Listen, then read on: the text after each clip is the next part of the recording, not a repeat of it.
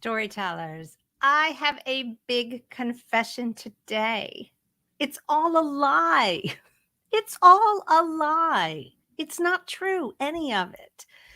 Well, of course, I'm talking about fiction. And by definition, fiction is a made up story. It's different than the types of writing that purport to tell the truth, like history, like journalism, even memoir. Now, I often say that a great story is a kind of art through which we storytellers offer the truth about what it means to be human. But there is so much about good fiction that is nothing at all like real life. And that is what I want to talk about today. There is an occasional obstacle that I encounter in writers when they are working on fiction and they keep falling back reflexively into the truths of real life as opposed to the truth of what it means to be human. They're two different types of truth. Fiction is not a replica. It's not meant to be a replica of real life. And confusion about this does seem to hold very many writers back. I'm going to go over today 5 ways in which fiction and real life are nothing alike. And then I want to dive into some very common mistakes that I see fiction writers making because, frankly, their grip on reality is a little too tight. So one of our goals today is going to be to think about how to loosen your grip on reality so that you can free up your storytelling. I hope that's of interest. I think it's going to be a great discussion, and I'm really, really glad you're here today. Before we dive in, let me introduce myself. I'm Mary Rose Wood. I am an author myself. I'm best known for writing middle grade fiction. I am also the founder of Path of the Storyteller, which is my own program for teaching and mentoring writers. And it is a joy to be part of this community. It's always a joy to see members of the community here. I see some of you are here watching live and already posting in the comments. I want to welcome everybody who's watching this video, whether you're here live or watching the replay, to consider yourself part of the Path of the Storyteller community. I have a little gift for you. Think of it as a little welcome gift to the community if you're new here. You can go get this download at the Path of the Storyteller website. And so that URL is www.pathofthestoryteller.com/challenge, and help yourself to a collection of writing prompts. There are 30 of them in this collection, and they have a special quality, which is this. They are designed to walk you through the shape of a story, otherwise known as story structure, which is one of my favorite things to teach and really the foundation of our work at Path of the Storyteller. If you don't know what story structure is, get this download, do the writing prompts, and you'll start to get a sense that a story is not just a bunch of things that happen. It's got a lot more shape than that. It's got some real architecture, and that's what holds it up so that we can feel free to be as creative as we wish and tell our truths about what it means to be human. So please help yourself to that. And also subscribe to the YouTube channel. I go live once a week at 1 p.m. Pacific time on Wednesdays. And I would just love to have you be part of our regular gang. Speaking of our regular gang, let me say a quick hello to the folks who are here live. Constanza is here again and looking forward to this talk. I'm so glad to hear it, Constanza. Nancy is here. So nice to see you, Nancy. Miye is here saying hello, waving to you, Miye. And Anne sends greeting from Wisconsin. I hope things are good for you in Wisconsin right now. Oh, and Cynthia's just arrived in the comments saying hi. So delighted. Please feel free to, if you're just arriving now, if you're arriving late, feel free to post in the comments so I know you're here. You can let us know where you're attending from. We've got quite an international community at Path of the Storyteller, which I love because being human is a global phenomenon. And so telling stories is also something that happens everywhere, all over the world. It's just an incredible legacy and lineage to be part of. So, and that Robert just popped in. So, and fulfilled my instruction to say hello. I'm really glad to see you here, Robert. That's terrific. All right, let's dive into this content because I've already invited you to loosen your grip on reality, and you might be a little worried. So I don't want to leave you hanging. I don't want to leave you hanging with what I mean by that. The first thing I want to do is I want to give a shout out to our Storytellers Circle membership, which is a group that is populated by alumni of the Path of the Storyteller flagship program. These are storytellers who have been well trained and who are now intent on drafting their novels, revising their novels, finishing their novels, getting agents, getting published. There's so much good stuff happening in that group. I am a tingle to think about it. We've just had so many big wins lately. And we have great conversations when we meet weekly.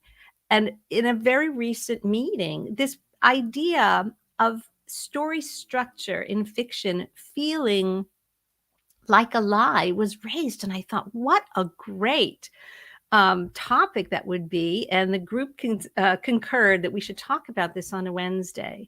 So I want to just frame this a little bit by the first of all, the fact that story structure is a set of techniques, right, that demonstrate for writers how to arrange the events of their story. What types of things tend to happen in the beginning of a story? What is the purpose of a middle of a story? What is it that we can expect in the end of a story? And this is not simply as readers. It's not a tool for literary analysis, although once you've been trained in story structure, it is kind of delightfully easy to see it at work in your favorite stories. And that's a lot of fun. But what I really intend for this work to be used for is for writers to understand themselves how to build a story that will stand up. There is an old joke that is kind of a bad joke about, boneless chicken, right? One person talks about, oh, I really like boneless chicken, and the other person says, boneless, how did it walk?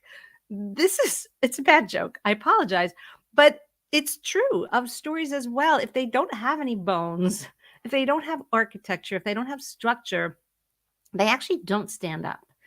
And so this is just a super practical approach to actually writing. And writers who don't think about story structure often struggle.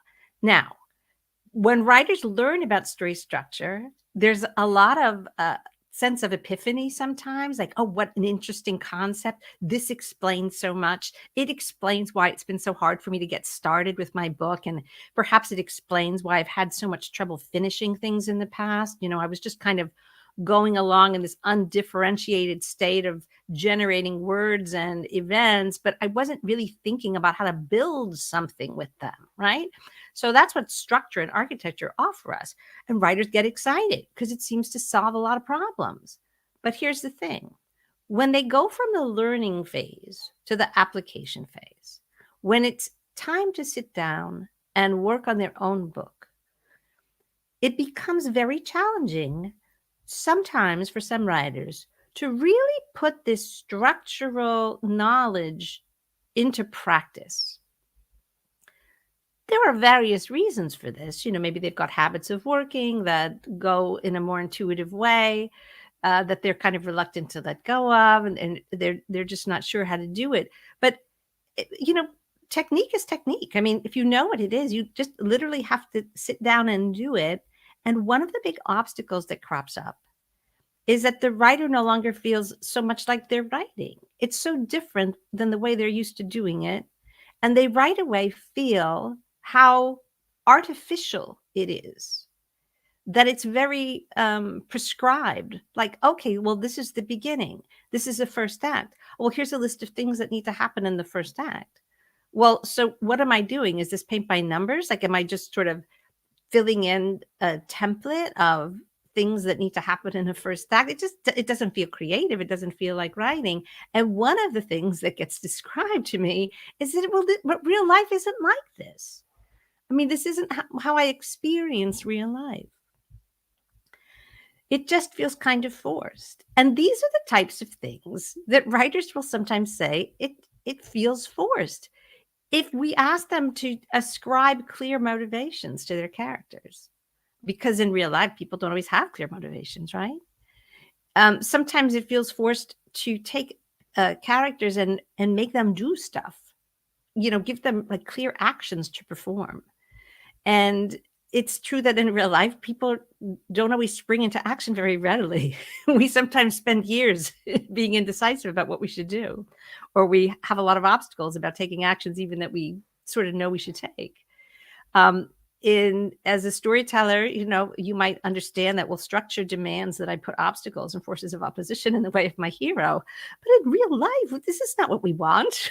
We don't want to deal with obstacles and opposition. So a lot of the things that story technique requires of writers immediately crash up against that. Yeah, but this is not what life feels like. And the writer, and I say this with admiration, has a lot of artistic and personal integrity and says, I actually want to write something that feels true. I want to write something that feels true to me. And I'm not sure that these sort of forced techniques of motivation and action and opposition and obstacles really feel true, because that's not what it's like to go through my day. It feels fake. It feels unnatural to do this. So listen, here is the bottom line of this. The bottom line. Real life and fiction are not the same thing. And even though I often talk about how storytelling is designed essentially as a profound means of telling the truth about what it means to be human, that's not the same as real life. It's real life is full of the stuff that we actually cut from our drafts. Real life is operating on a completely different set of principles than fiction, which is something that we make. It's something that we make, like crocheting an Afghan. It's something that we make, like cooking a meal or painting an oil painting, right? It's something that humans do. It has a certain set of structural traditions. And I guess it's kind of a compliment to storytelling that it's so easy to confuse it with real life. But I do come up against this a lot. So what I want to do now, and I am going to keep an eye on the comments to see if anyone's got questions as we go. And please feel free to add your insights as well. We all learn from each other during these live streams. I made a little list of 5 ways that fiction is absolutely a lie, that it's not representing the way things go in real life. And I want to go through these 5 ideas. And then I want to talk quite specifically about the common mistakes that writers make when they are confused about real life versus fiction. And maybe by the end, you will be able to loosen your grip on reality. I hope so. So I'm starting with the big one. The number one thing about fiction that is in fact a lie when you look at it from the perspective of real life. In real life, we mostly avoid conflict at all costs. Now, some of us are more conflict avoidant than others. And I'm not saying that there aren't people out there who are pugnacious by temperament and are always trying to stir things up. Of course, that's true. But in my experience, and I think probably in yours too, if you're honest, in real life, we are not seeking trouble. We're trying to avoid it. We're not bashing our head against doors that are locked. We're not picking fights, right? We're not seeking to continually put ourselves in situations where we are confronted with insurmountable obstacles. In real life, conflict is like a red light, and we back away from it. Story structure is all about conflict. It's all about conflict. And so this is a huge distinction. In a well-crafted story, it's not so much that we are inventing characters who are pugnacious and picking fights all the time. We might invent a character like that. But think of it from a kind of a higher view, a higher level view. You are the storyteller, the boss of your book, as I often say, and you're designing something, you're building something. And the thing that you're building is held together in a sense by conflict. So even though you may have created a character who is not a pugnacious conflict seeker, it's your job to put the conflict in the story. Why is it so important? Well, without conflict and the necessity of your main character to have to deal with the obstacles and conflict that you place in their way, they're never going to have the opportunity to change. And this brings me to the second point, the second way in which real life and story structure are nothing alike. In real life, we resist change. This is a pretty human trait. And again, there are exceptions, right? There's people who have a temperament of being very restless and seeking change all the time. I'm not saying that's not true. But even a person who seeks change all the time might be seeking change all the time as a way of staying the same. I mean, that's kind of a deep thought. But just because a person keeps changing the externals of their life and seems like they're just sort of constantly changing things up, that can be a way of making sure that you never stay in one place long enough to have to actually learn and grow from the difficulties of staying in that place. Maybe you're bolting, right? You might be refusing the opportunity to change, or as we say in story structure, refusing an invitation to adventure. Most of us tend to resist change. We tend to like to seek stability. We like to stay in one, home for a while. We feel a bit shaken up when change comes for us. If we're suddenly forced to move, maybe we weren't planning to, but there's a change of employment, or a spouse gets a new job, or something happens that sort of yanks us from one place to another. This is disruptive. It's usually quite challenging, right? Even small changes. Who's ever obsessed about whether they should cut their hair? Change can be really difficult. So even when we embrace like superficial changes, it can be a way of avoiding meaningful changes. And when big changes do come our way, we tend to find them really stressful. Now, that's real life. In stories, it's all about change. A story is literally a depiction of transformation. That's what it is. It is, I sometimes like to think of my grandmother's pasta machine, which I still have. And it's got this great, little crank, and it's like a Play-Doh machine, except for delicious pasta dough. And you put the dough in one side and you feed it through and you turn the crank and it comes out fettuccine. It's amazing. This is kind of what a story is. A story is like a pasta machine of transformation. We put the raw dough of our hero in one side and we turn the crank, meaning we apply pressure through inventing conflict and obstacles, and they come out transformed on the other side. Now, depending on what kind of story we're writing, they might be improved, or they might be, on a downward slide to a tragic end. But a story in which there is no change or transformation is literally a story in which nothing happens.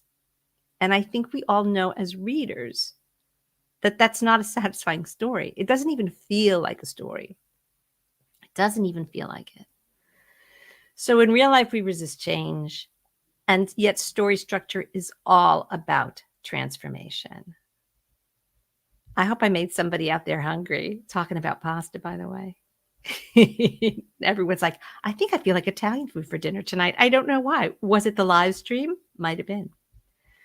All right. So my third item, as an example of a way in which real life and story structure are nothing alike. In real life, we tend not to very easily step into what the young folks are now adorably calling that main character energy, right? We consider, as well we should, leadership ability as a real virtue, a kind of a special and admirable trait in a person. And it's something that can be cultivated, right? But when we see somebody who's ready to sort of step into leadership roles, who's ready to say, I think this is what we should do next, who's ready to be the one, to declare, look, there's a purpose uh, that's important, and we're going to do stuff in order to achieve it. We praise go-getters, right? We admire, self-starters, entrepreneurs, right? We've got all these kind of hero entrepreneurs in the culture right now, people who've invented great things and started big companies, people who are changing the culture. It's really fascinating and inspiring to see people who incline toward action in this really effective way. But tell me the truth. Isn't it exciting? Because most of us feel that we're mostly not like that. That's why these people stand out. Most of us are kind of like going about habitual lives and have a fairly repetitive daily routine. Some of us feel stuck sometimes. Some of us get involved with telling ourselves stories about what we can't do. I'm not going to call it out right now, but I see someone in the comments who's just declared that he can't do something. And that is, that's something that we hear, right? That, oh, I can't do that. And so we are not always really ready on a daily basis to step into that engaged, like main character energy. I've got stuff to do. I have a purpose. I have a mission. I'm taking action. I'm not spending days, weeks, years debating what the next step should be. I'm not talking myself out of big goals. Like, it's just not easily accessible in real life to most people on most days. And yet, of course, we do it. There are moments in our life where we get it together and we make a big change. And those are the exciting turning points of our lives, like the big plot twists of our lives. But most of us don't live in that space every day. And a story is all about the main character, like being the main character, not just occasionally, but on every page. If the main character is not given main character energy on every page, there is nothing moving the story forward. It is like the chassis of a car with no engine in it. So this is a huge way in which real life and storytelling are different. Stories rely upon having a central character, and sometimes, a group of central characters, and there's a lot that can be said about that. And of course, there are subplots, but the basic structure of each plot, and of course, many of your favorite books have one main character on one main plot. That is like a classic story structure. They've got this one central figure who is motivated, who is active, and who is engaged in an incremental process of transformation. Most of us do not live our lives that way every day. There were moments when we do. There might be chunks of our lives that we're in a kind of a heightened state of engagement. But in our books, in our fiction, the main character's on duty all the time. That's a huge difference between real life and fiction. Now, let me just add a little bit to this. So this is my fourth example of the way in which real life and fiction are really different from each other. I just mentioned that in real life, we tend to be creatures of habit and repetition. We like the familiar and we resist change. And that, luckily for most of us, our environments tend to support that unless there is a catastrophe, right? Sometimes something really unexpected could happen that's completely throws off the routine and what we're expecting. And it's great news. And, yes, people do win the lottery. Incredible, right? Unexpected things can happen.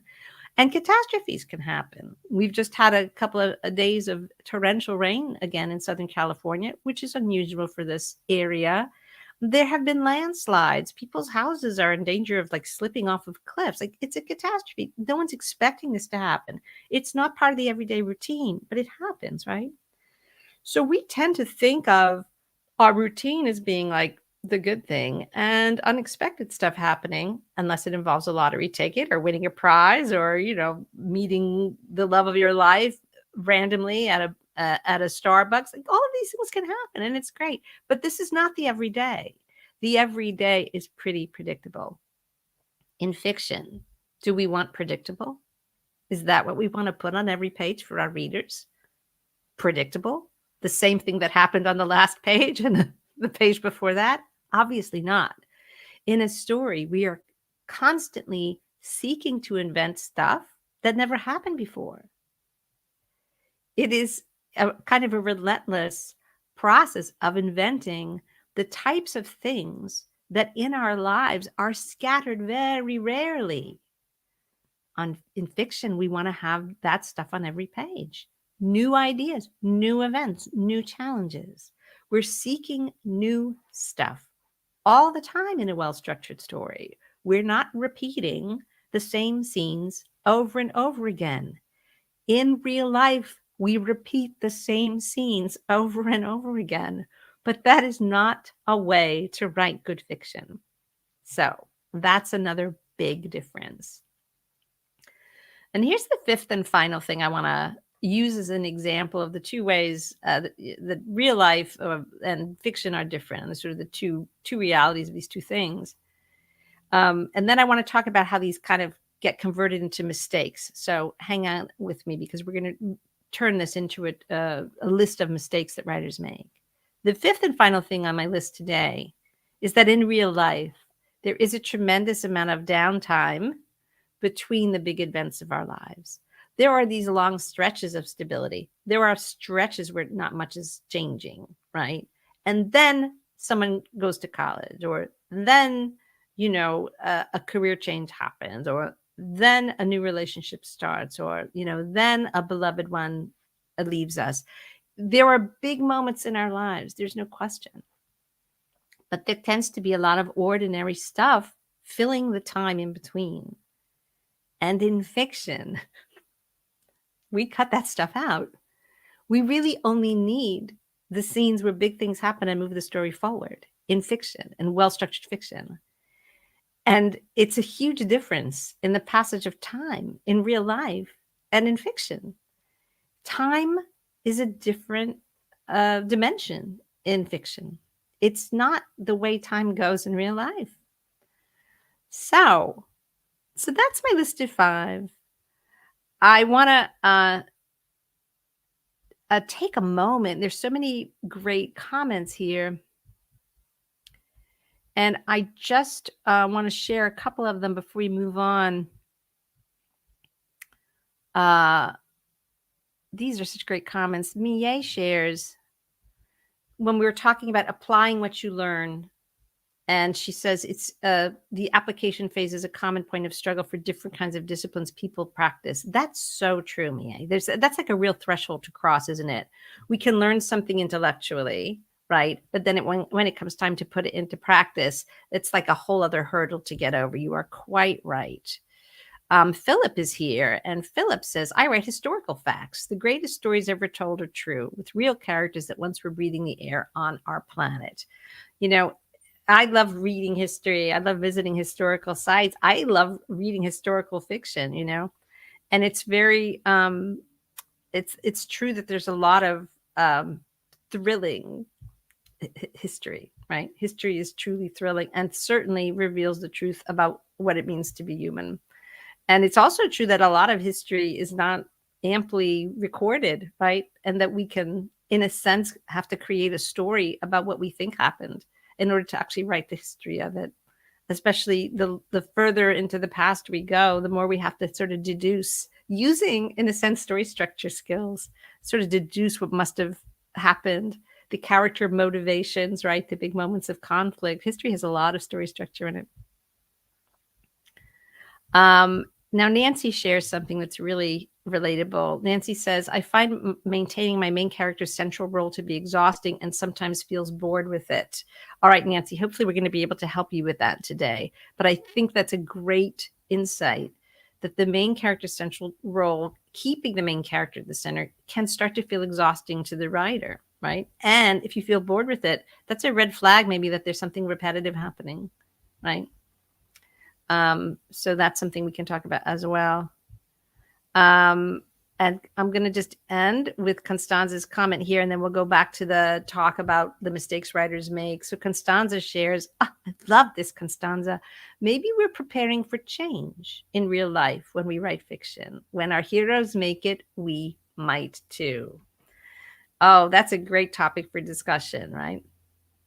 I think we're going to return to that idea, Constanza's terrific insight. And this sort of speaks to the idea of why stories are so appealing, why people love well-told stories so much. All right, so thanks for those great comments. Let's move ahead now. I want to talk about the 5 mistakes that writers make by keeping their grip on reality a little bit too firm, by staying a little bit too stuck in the way real life works. And you're going to see that each of these mistakes is an answer to one of the differences between real life and fiction. So the first one that we talked about is that, in real life, we tend to avoid conflict, and fiction, not so much. So this is the mistake that writers make. Because they consider, right, conflict to be something to be avoided, and they may themselves not be terribly adept at having fights.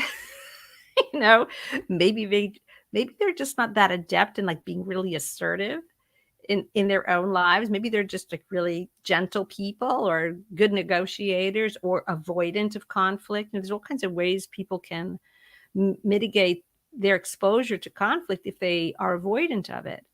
But guess what? Like none of that's going to work in your storytelling. So if you're avoiding conflict in your storytelling, you are going to get yourself in big trouble. Now, some of the ways you might avoid it is failing to put obstacles in front of your hero. That's a big one. Another way you might avoid it is, sort of grudgingly saying, okay, I know I'm supposed to put an obstacle in front of my hero, but the obstacle then somehow magically dissolves. Like it shows up, but then it melts like an ice cream cone on a hot summer day. It just resolves itself. It doesn't actually cause a problem. And you might have your hero immediately conquer this obstacle, right? It's kind of like playing hot potato with the conflict in your story. You don't know what to do with it, so you put it there, but then the hero just gets rid of it, and then you can move on unimpeded. So there's lots of ways to minimize the conflict, even if you think you're putting it in. And this is a common mistake that I see. So what I want you to consider is not only including conflict because somebody told you so or because I said so, but understanding that the conflict is what your hero requires, right? The conflict is what your hero's sort of map to follow is when that obstacle rises up in front of them, now they know what they've got to do. Whatever problem it is, this is what they've got to solve. They might be able to, they might not, but it's part of their journey of transformation to have the experience of struggling with it, of grappling with it, of finding some unprecedented strength within themselves, some unprecedented resource of, having to try maybe not just one thing, but 2 things, 3 things to get past this particular obstacle. So you really got to think about how important the conflict is to your hero's development. Don't let it be too easy. So that's the first mistake, is the avoiding of conflict in the storytelling. Now, a second mistake, we talked a little bit about how in real life people tend to be quite resistant to change, and it often comes, at us unwillingly and feels kind of traumatic. And if this is something that you resonate with, a mistake that you have to watch for in your fiction writing is a kind of a failure to imagine a dynamic main character who is in the midst of transformation.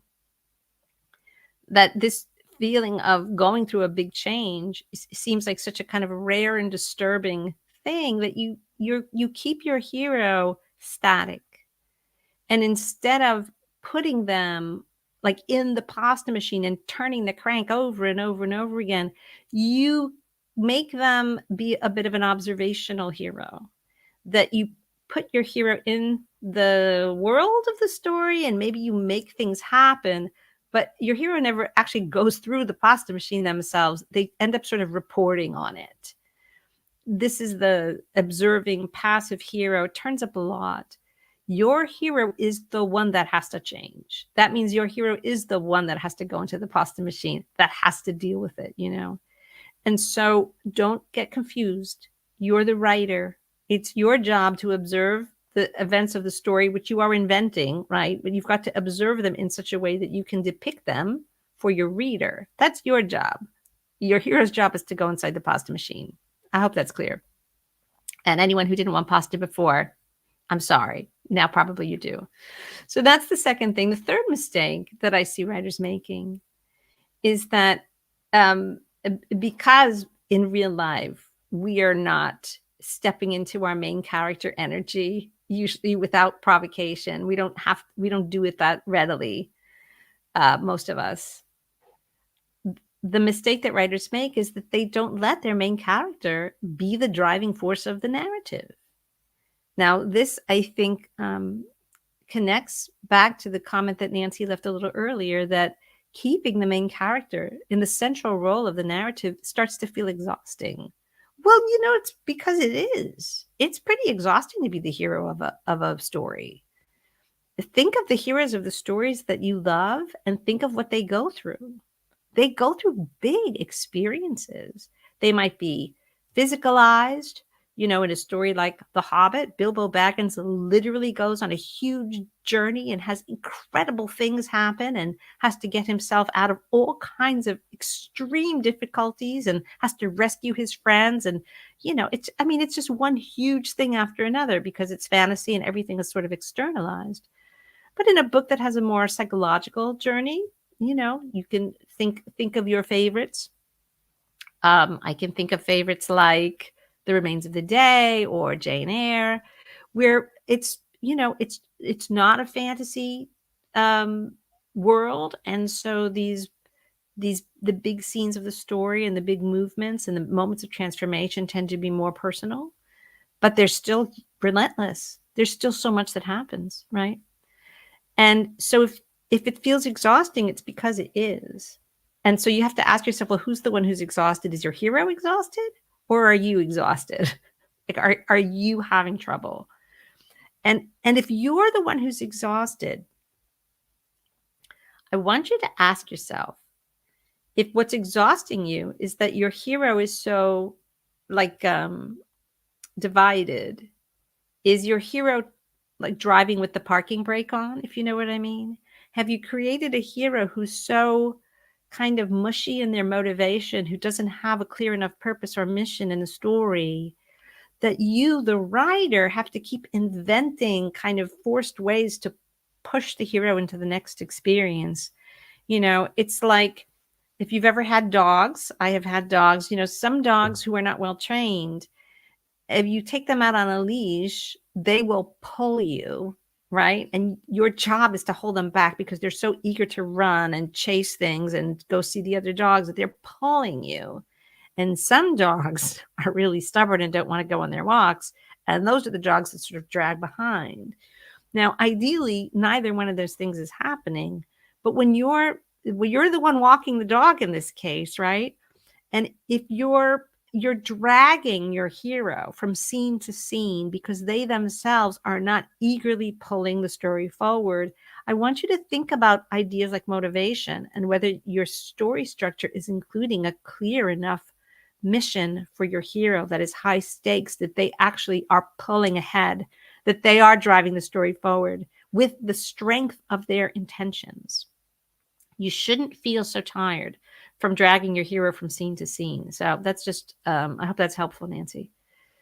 So that's the mistake, is the failure to let the main character be the driving force of the narrative. And, those are some of the ways that you can better achieve that. The fourth mistake that I see writers making is kind of inspired by this notion that our lives are somewhat repetitive and that this is mostly a good thing. We are creatures of habit and routine. And a story requires us to continually invent things that have never happened before. And this is the mistake, is that because their grip on reality is too tight, the storyteller is just not allowing themselves to invent things that never happened before, new things, not what this character's life is like on every day before the book started, but what their life is like now, that the story has begun, that the great adventure of transformation has come for them. It's different than it was. And sometimes writers stay very attached to, they invent a character and they invent a world and they invent a scenario in which usually the main character is not terribly fulfilled. They stay very attached to that. That's what's true before the curtain rises. Yes, you need to let your reader in on it. But once the story starts, everything that happens is stuff that never happened before. I mean, this is new circumstances. Dorothy Gale never set foot in Oz before the events of The Wizard of Oz. We don't stay stuck depicting her life in Kansas for very long. We get the story started, and once it starts, everything is new. Everything is an invention, right? It's a discovery for her. So you need to fill your stories with unprecedented experiences for your hero. And that is sometimes challenging. And I think what happens with writers is that they start to feel like they've left their character behind or something, like their idea of what the character is like is somehow overly attached to this starting situation that they've invented. It's like, nope, that was the starting line. The race has already begun. Don't stop looking over your shoulder. Deal with what's in front of you now. The heroes now got to deal with whatever their objective is and all the obstacles that they encounter on the way to achieving it. So that's the fourth thing. And the fifth mistake that I see writers making a great deal, it's not a hard one to fix, by the way, but as a word of advice from me to you, writers sometimes depict all the downtime because guess what? In real life, there's a lot of downtime. There's a lot of time. There are hours, days, weeks, and years sometimes between the big turning points of our lives. And you don't need to put the downtime in your storytelling. We only want the really big scenes. We want the scenes that move the story forward. And I can't tell you how often a writer will, have a draft that's just got every minute of the day accounted for their hero. They're diligent, they're sort of diligently trying to account for the timeline of the story. But the truth is, most of that stuff can go.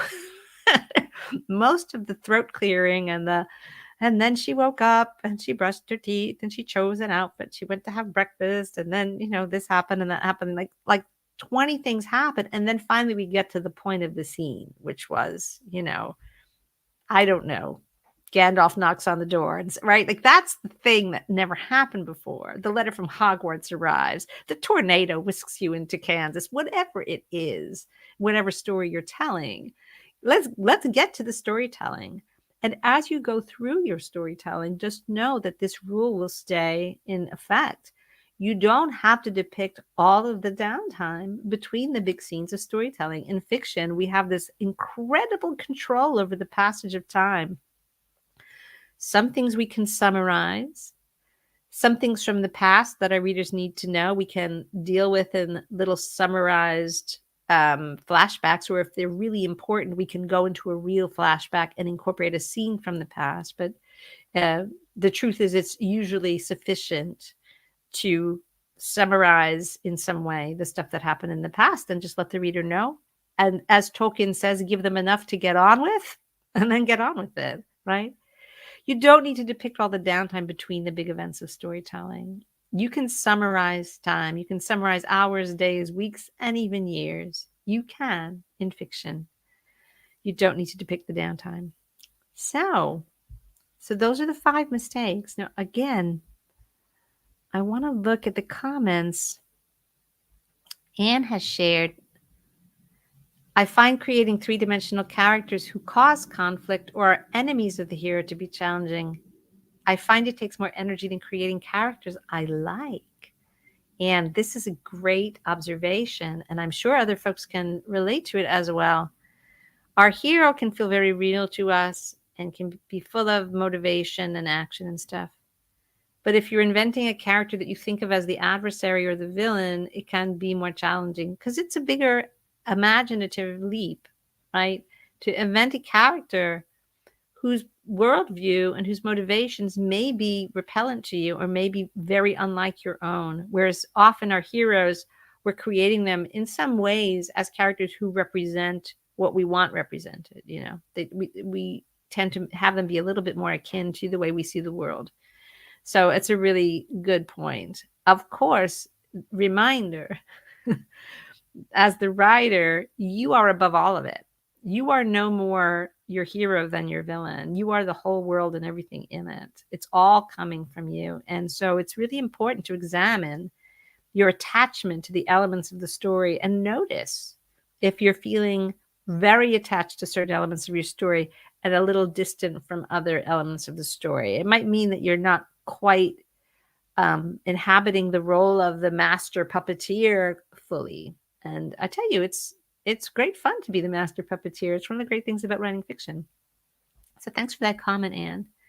So in conclusion, I wanted to just offer some last thoughts about this difference between real life and fiction.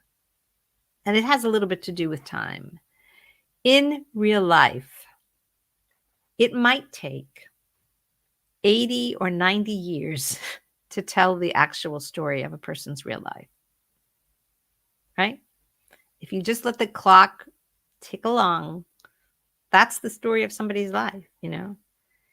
If it takes 80 years, that's what it takes. I mean, some lives are shorter, some lives are longer. But in a novel, it's not, we don't take 80 years to tell the story. We take maybe 80,000 words to tell the story, right? And so you can see already that we are in the realm of art, and art is artificial. And so this sensation that story structure is a lie because it differs from real life in all these crucial aspects is correct. It is artificial. I was sort of casting about for an image that I thought would illustrate this, and I thought of those beautiful origami cranes. I'm sure you've seen them. Origami, talk about an art form, right? The beautiful art of paper folding, Japanese art of paper folding. And so if you've ever seen an origami crane, it's a small, square of paper folded into the shape of a crane.